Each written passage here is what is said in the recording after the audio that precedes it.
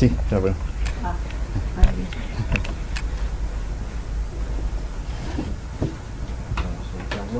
Primero unos avisitos. ¿Está funcionando? Sí, Bueno, estoy escuchando. un avisito. Yo subí al grupo de la iglesia el video de promoción del Ministerio de la Mujer. ¿Alguien lo miró? Sí, yo lo leí. La actriz de Galmé. Genial. Yo lo vi. No, resulta que el día que me enteré que Soledad tenía el problema, me ofrecí para qué podía hacer, si podía cuidarla o algo. Y me dice, queremos grabar un video de promoción, y ahí salió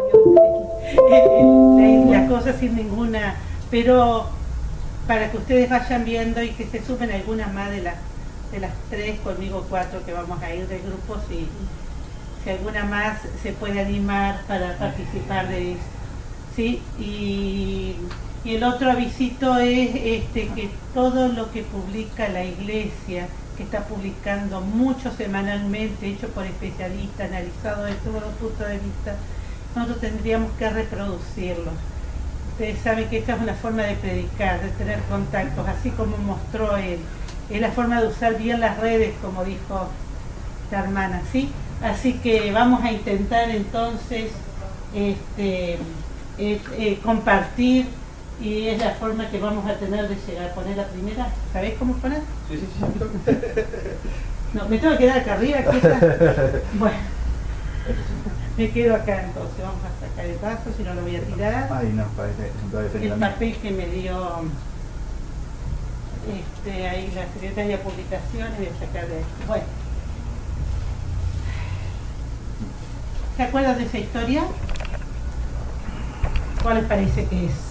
¿La de Mau? ¿Puede ser? No. Exacto. El artista quiso representar el camino de Maús. ¿Se acuerdan de eso? Sí. ¿Dónde está la historia? ¿Dónde está? A ver, vamos acercándonos a la Biblia. Después de la Biblia, ¿dónde más? Evangelio, bien. Está en Lucas capítulo 24. Está en Capernaum también. Bueno, en Lucas 24 está esa historia, no la vamos a leer toda porque estamos con el tiempo un poquito tirano hoy por la actividad que vamos a hacer, pero sí quería analizar algún aspecto rápidamente. Dice en el camino a Maús, y ahí cuenta de que iban estas dos personas, desde el versículo 13 en adelante, y que iban muy preocupadas. Voy contando, voy parafraseando, porque iban hablando entre ellos de las cosas que habían pasado. En el versículo 15 dice que mientras ellos hablaban, ¿quién se les acercó? Se les acercó Jesús. ¿Y qué dice en el versículo 16? ¿Ellos vieron quién estaba con ellos? No, ¿por qué? Pero tenían los ojos velados. ¿Por qué? ¿Por qué estaban con los ojos velados? Estaban tan preocupados que ni vieron. ¿Les pasa cuando ven a la gente sin ver? No suele pasar. Y Jesús entró en conversación, qué es lo que pasa, y en el versículo 18, ¿qué le dice uno? Sos el único en toda esta zona que no sabe lo que ha pasado, y le va contando. Luego ellos dicen que Jesús murió, que el cuerpo de Jesús desapareció, que unas mujeres les dijeron, pero ellos no creyeron. Y entonces, ellos dicen con mucha decepción, nosotros pensábamos que Él era el que iba a redimir a Israel.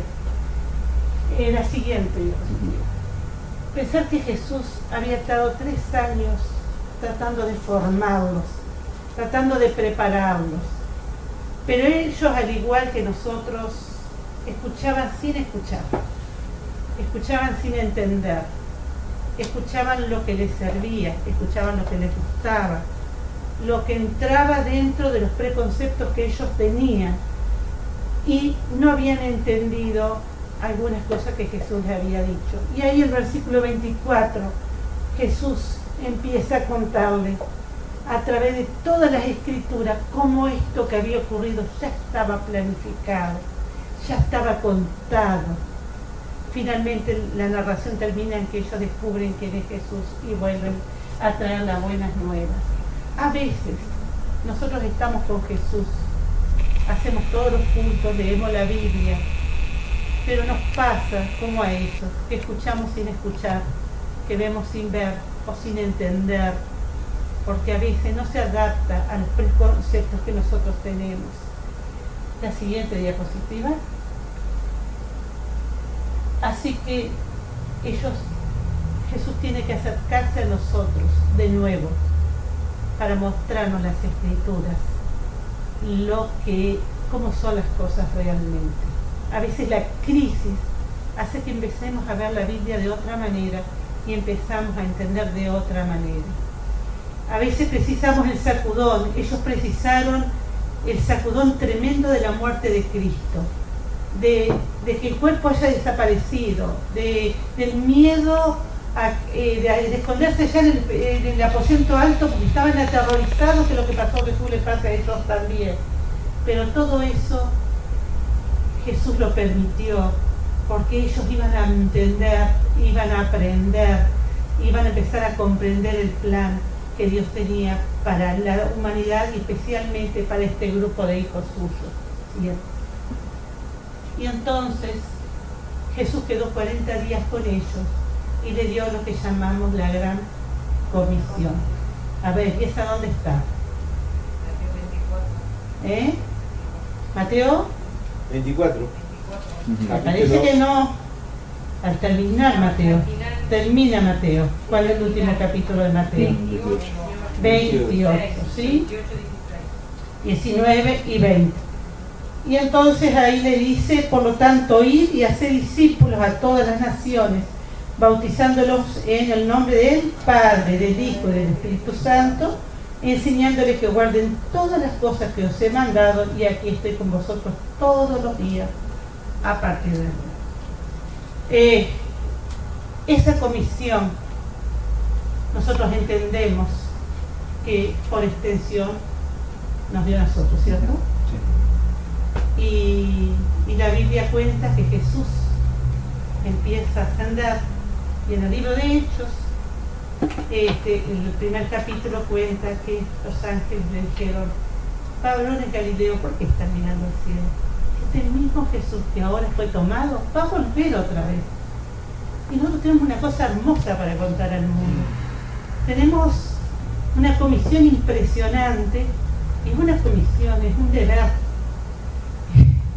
Uno de los jefes donde trabajo, muy asertivo, él dice: cuando pido una tarea no pido excusas, pido que se haga. Cuando Jesús pide algo, no quiere una excusa en el medio, Él espera que hagamos. La siguiente. Estamos viviendo días difíciles. Los medios nos han enloquecido y las redes sociales también. Todo donde uno entra comparten la furia, el dolor de la naturaleza y lo que está pasando. Vamos a la siguiente. ¿Sí? Espectáculos como estos nos hablan de un mundo enfermo.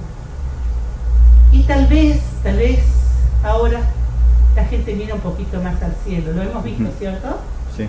Pero hay reacciones hay dos tipos de reacciones, como en todas las cosas desde la creación del mundo desde que entró el pecado. Siempre hay dos opciones.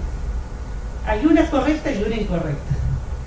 Y hay una forma de reaccionar que es la que Dios espera, y hay otra que está usando el enemigo un poquito disfrazada para que nosotros actuemos de otra manera. Tenemos que ser muy cuidadosos con lo que leemos, con lo que publicamos, pero el hecho es que la gente la está pasando mal. Yo hoy de mañana, cuando me levanté, estaba entrando en Florida, ¿sí? Millones de personas estaban tomando medidas. Hay que vivir en esa incertidumbre.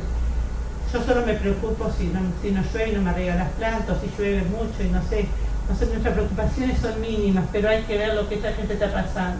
Pero hay otra, que es el día que nos convoca hoy. Hay otros dolores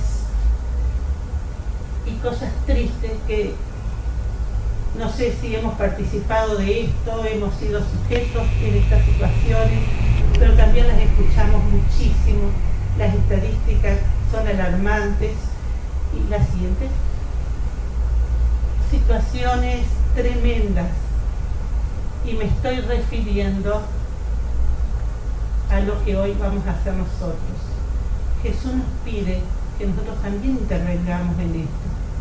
Jesús no tuvo miedo de acercarse a un leproso y tocarlo. Hay situaciones que nosotros no entendemos porque no las vivimos. Podemos intentar, pero nunca la vamos a entender.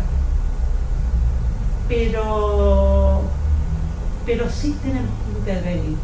No desde el sermón, no desde yo sé más, sino tenemos que hacer algo. Y la Iglesia Adventista, de lo cual me siento muy orgullosa, la Iglesia tiene planes donde nos ayuda a que nosotros podamos hacer algo en relación con este extranjero. Por ahí no sé cuántos de ustedes se han visto involucrados en situaciones de estas, testigos, pero quienes trabajamos en el aula lo vemos a diario. Es muy, muy triste este tipo de situación. La siguiente, por favor. Entonces la Iglesia prepara material y nos invita a que nosotros participemos. La siguiente. Vamos a ir un poquito rápido. La violencia. Soy maestra, no soy psicóloga, no soy neuróloga, y me basé en la siguiente para hablar de esto, de un material de la OMS de hace unos años atrás, investigaciones, estudios que ellos hacen respecto a este tema. Vamos a hablar un poquito rápido de la tipología de la violencia. La violencia hay tres tipos. La violencia que hacemos hacia nosotros mismos. En esto nosotros siempre tenemos que analizar cómo somos hacia nosotros mismos. Bueno, habla quien en 2 semanas se cayó 2 veces, 2 grandes porrazos, que primero fueron los huesos, ahora fueron lastimaduras. Y mi hija dice, mami, pará. ¿Y saben lo que salió de mi boca? Es que no sé cómo parar. Es grave, ¿no?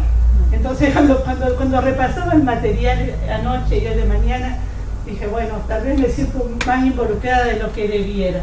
Siguiente, esta es la que nosotros más nos referimos, la interpersonal. Cuando es una persona que agrede a otra, o cuando es un grupo de personas, el bullying que agreden, es la violencia interpersonal. Y tercer tipo de violencia que analiza la OMS es la violencia colectiva. Esta se refiere a la violencia de la economía, la violencia social, la violencia política, que es una violencia que no la podemos controlar nosotros, pero que afecta a las masas, ¿sí? Nosotros generalmente cuando hablamos de violencia pensamos siempre en la interpersonal, pero hay otros tipos de violencia. Siguiente. Estas 3 tipos de violencia afectan a las personas de distintos modos. Puede ser la violencia física, lo vamos a ir pasando, sexual, emocional y la desatención. Y aunque ustedes no crean y le parezca que la última que pusimos puede no ser violencia, los resultados son tan malos y tan negativos como cualquiera de los otros tipos de violencia. Sí, causa los mismos resultados, el mismo daño. Y vamos a seguir viendo un poquito más. Esto es un esquema de lo que nosotros vimos. La violencia que nos hacemos nosotros mismos, la violencia interpersonal, ¿sí? Y la colectiva. Y como les dije, física, sexual, psicológica o la desatención. Es un esquemita un poquito para aclararnos desde otro punto de vista. ¿Seguimos adelante? Pero como soy maestra, y este es mi mundo y esto es lo que conozco más, yo quería que charlemos un poquito de esta violencia. Porque ¿saben qué? Sé que la violencia contra la mujer es tremenda, pero estos días una amiga me contaba de que su hermano estaba en su casa porque la esposa le pegaba al hermano, entonces también existe lo otro, ¿cierto? Nosotros hemos escuchado, pero los más vulnerables, los que no entienden lo que pasa, los que no tienen herramientas para defenderse son los niños. Y en esta violencia es que quiero charlar, porque saben que leyendo hace unos años que yo accedí a este material y entendí tanto que me parece que es útil que nosotros entendamos cómo funcionan las cosas. Porque si yo no entiendo al otro, de lo que el otro vive, ¿cómo puedo intervenir? Y a veces escuchamos muchas cosas que duelen y duelen mucho. Una psicóloga me explicaba una vez acerca de alguien que estaba con una enfermedad mental y me decía: Patricia, si estás quebrada de una pierna y tenés eso, la gente va a entender que no podés subir las escaleras rápido.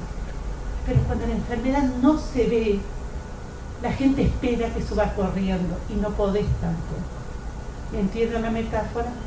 Entonces, nosotros a veces no sabemos lo que está viviendo el otro. Juzgamos, censuramos, opinamos. Somos muy liberales en opinar y no ayudamos. Entonces, esto es el producto de lo que leí ahí, que quiero compartir un pedacito porque el tiempo no da. Lo saqué de este manual, seguimos mirando. Una definición, siempre partimos de la definición: el maltrato físico y emocional, el abuso sexual, la desatención y tratamiento negligente de los niños, así como su explotación con fines comerciales o de otro tipo. Avanzamos. En los casos extremos, el maltrato causa la muerte. Pero si fuera eso es grave, pero hay otras consecuencias que son más serias todavía. Las lesiones físicas no son tan lesivas para el bienestar del niño como las consecuencias psicológicas y psiquiátricas agudas y sus efectos duraderos sobre el desarrollo neurológico, cognitivo, emocional del niño y su salud en general. No sé si ustedes captan, la violencia va a afectar el desarrollo cognitivo, la capacidad de él de aprender, el neurológico, lo emocional, y toda su salud va a ser afectada en el futuro, este niño que es maltratado ahora. Ustedes saben que la OMS se preocupa por esto, por el gasto que es, la pérdida económica que es tratar estos temas después, ¿sí? Entonces, porque trae consecuencias toda la vida adulta, y ustedes saben que alguien que fue maltratado tiende a multiplicar, y esto se empieza a multiplicar geométricamente. Aparte de todo esto, seguimos. Investigadores están empezando a arrojar indicaciones claras de que el desarrollo cerebral puede resultar fisiológicamente alterado por situaciones de estrés prolongadas, severas o impredecibles, entre ellas el maltrato durante los primeros años. Estudian el cerebro de los niños cuando han fallecido y comparan cerebro de niños sanos que no fueron maltratados con el cerebro de niños maltratados. Los resultados son impresionantes. Tales alteraciones pueden a su vez afectar negativamente el crecimiento físico, cognitivo, emocional y social del niño, como ya dijimos, seguimos. Y aquí yo estuve buscando fotografías de esto que explicaban los técnicos. El cerebro de la derecha es de un niño que ha sido abandonado, negligencia, ¿sí? Sufrió maltrato y desatención. Y el de la izquierda es de un niño no maltratado. Los neurólogos explican, no sé si ustedes logran ver diferencias en el aspecto. Hay zonas del cerebro que se han desarrollado más, pero el cerebro todo se ha desarrollado menos. Y si yo entendí bien lo que dicen los neurólogos, que ahora me olvidé del nombre, la parte que une las dos regiones del cerebro, esa se es afectada. Entonces limita la comunicación entre un hemisferio del cerebro con otro, y eso es lo que produce la incapacidad para aprender y demás cosas. Ya lo vamos a ir viendo, esto es simplemente ilustrativo. Las diferentes partes del cerebro se desarrollan en respuesta a los estímulos que lo activan. O sea, ¿cómo crece el cerebro? Porque es estimulado. Siempre se habla de estimulación precoz, ¿verdad? De que tenemos que estimular a los niños. Yo no me daba cuenta de eso. Cuando nació mi primera beba, nació de 6 meses de gestación. Desde el día que vino a casa no dejamos de hacer el culto con ella. Le cantábamos, orábamos. No me di cuenta lo que eso estaba provocando. Ella tenía 1 mes de vida, o sea, 7 meses de que había sido gestada. Y yo hablaba y ella me seguía. Y me dice alguien que observó: vos le hablas mucho, ¿no? Bueno, yo hablo. Pero ¿saben qué? era impresionante cómo fue captando las cosas y fue entendiendo muchísimas cosas, porque nosotros simplemente le hablábamos como si ella entendiera, ¿sí? Y cómo su cerebro se iba formando. Dice, con el paso del tiempo el cerebro aumenta de tamaño, miren esto, y densidad, llegando a alcanzar prácticamente un 90% de su tamaño adulto cuando el niño tiene 3 años de edad. Esto tiene implicaciones en todos los sentidos, porque si nosotros no les enseñamos, porque son muy chiquitos, a obedecer los límites, y a veces me pasa hasta en la escuela, me pasa con docentes, no aprendió el no todavía, pero es muy chiquito, me dicen, a veces maestras me responden así, y estamos perdiendo una oportunidad espectacular, porque la mayor parte del cerebro se forma en esos años. Ahora, ¿qué pasa si nosotros somos negligentes, descuidados, abandonados? ¿Sí? ¿Cómo se forma ese cerebro si el niño está recibiendo ese tipo de desatención o de maltrato avanzado? En ausencia de estímulos y de cuidados, por ejemplo, cuando los padres o cuidadores son hostiles o se desinteresan del niño, el desarrollo del cerebro infantil puede resultar disminuido. Dado que el cerebro se adapta a su entorno, se adaptará con la misma facilidad a un entorno negativo que a otro positivo. Ahora vamos a seguir viendo qué es lo que significa. El estrés crónico sensibiliza las condiciones nerviosas y desarrolla desproporcionadamente las regiones del cerebro asociadas a las respuestas de ansiedad y miedo. Con frecuencia ocasiona un desarrollo deficiente de otras conducciones nerviosas y otras regiones del cerebro. El cerebro de un niño que experimenta estrés en forma de abusos físicos, sexuales o desatención crónica orientará sus recursos a la supervivencia y a afrontar las amenazas del entorno. En vez de formar el cerebro, de ir desarrollando proporcionalmente todas sus partes para que pueda ser un adulto equilibrado, se va a desarrollar más esa parte que está en la defensiva, esa parte que está en la... Ustedes saben que yo no podía entender, yo trabajé en zonas vulnerables con niños muy vulnerados y yo no entendía por qué se caía una hoja y había unas reacciones, una irritabilidad. Yo no entendía, una vez le decía, pero si se le cayó a él, ¿por qué te enojaste? Tú reaccionaste así. Uno rompió el banco porque al otro se le había caído la notebook, la que le regalan en la escuela pública. Yo no entendía. Cuando empecé a leer este material, empecé a entender. Miramos lo siguiente. Yo leo porque esto es muy técnico y me sobrepasa, pero me parece que es importante que lo entendamos. El estímulo crónico de la respuesta del cerebro al miedo implica frecuentemente la activación de determinadas regiones del cerebro. Tales regiones, por consiguiente, serán propensas a experimentar un desarrollo desproporcionado a expensas de las otras, que no pueden ser activadas al mismo tiempo, como las que intervienen en el razonamiento complejo. Yo decía de estos alumnos, tienen una nube que yo no puedo llegar a ellos, parece que están en otra cosa. ¿Qué les pasa? Quiero entrarles de alguna, por acá, y parece que están no sé dónde.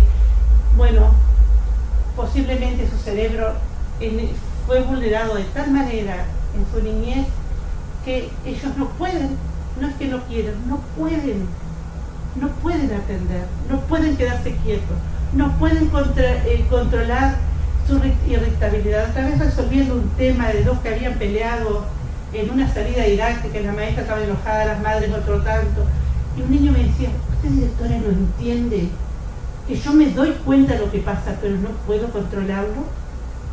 Y él es un chico muy inteligente, así que él lo explicaba muy bien, él no podía. Entonces, bueno, vamos a buscar herramientas, vamos a limitar las situaciones que a vos te estresen. ¿Cómo lo podemos hacer? Él mismo nos dio soluciones increíbles. De resultas de ello, ciertas regiones del cerebro no relacionadas con la respuesta al miedo podrían no estar disponibles para permitir el aprendizaje. Y para entrar en lo espiritual, para entender la palabra de Dios, para hacer lo que Dios dice, ¿sí? Se seguimos con la cima. Cuando la información que recibe sucede